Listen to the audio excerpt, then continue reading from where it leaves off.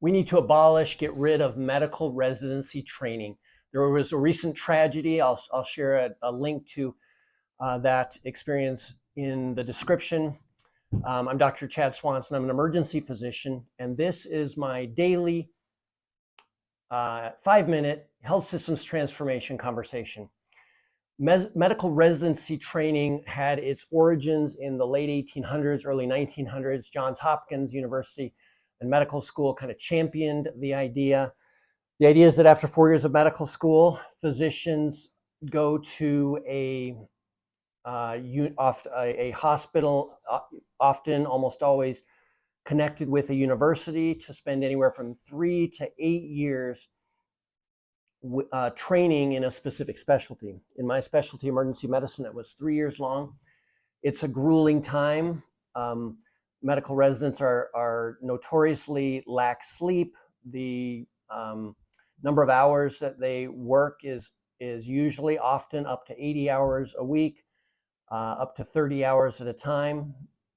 And when medical residencies first started, it made a lot of sense because there were only pockets of experts where techniques like antisepsis for surgery and the latest knowledge was very localized in universities and other settings. It's a completely different world today, both because of the amount of knowledge that we have and also the other professionals like physicians assistants and nurse practitioners. So I'm in favor of a more competency-based, personalized approach to medical education and training. So imagine a nurse practitioner who has been practicing largely independently in an emergency department for 15 or 20 years.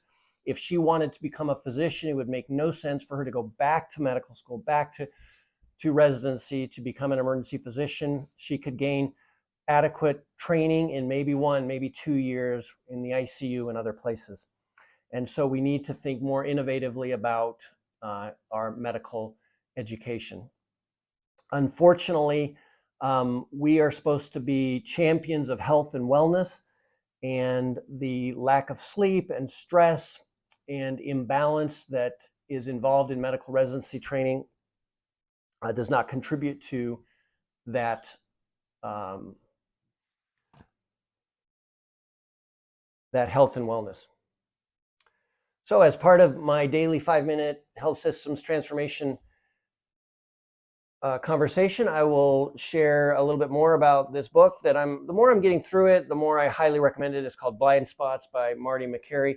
And he just goes through a number of highly touted recommendations throughout the history of medicine, the last 20 or 30 or 40 years, and describes the process of groupthink and of cognitive dissonance that goes into the making of recommendations, even if they aren't based on solid evidence. So I strongly recommend Dr. McCary's book.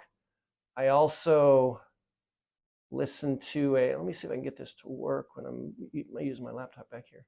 See, up, there we go.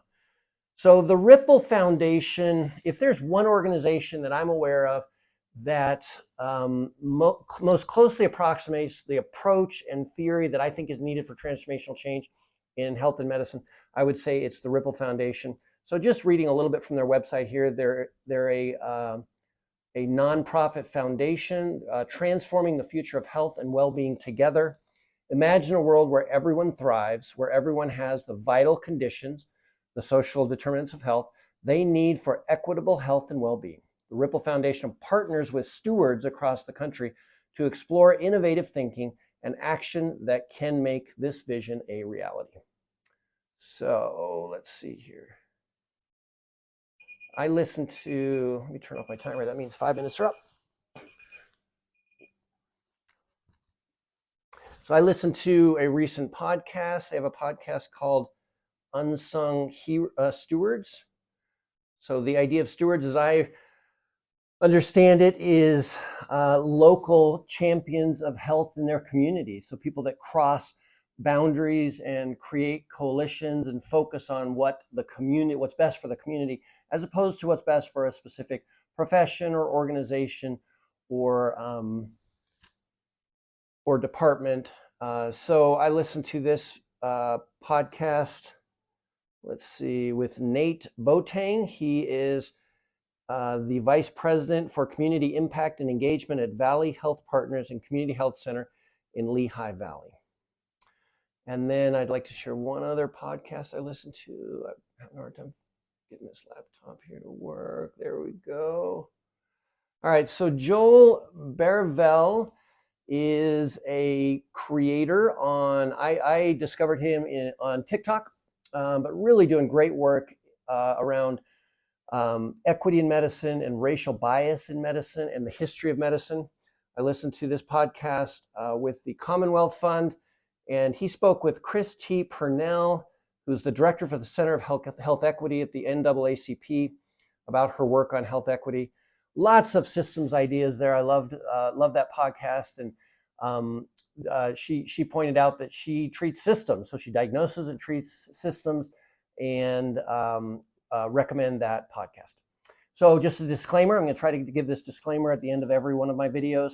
I consider these videos informal conversations. So I'm taking a bird's eye view of the entire system from the perspective of history and theory and practice and economics and sociology and psychology and just every possible angle.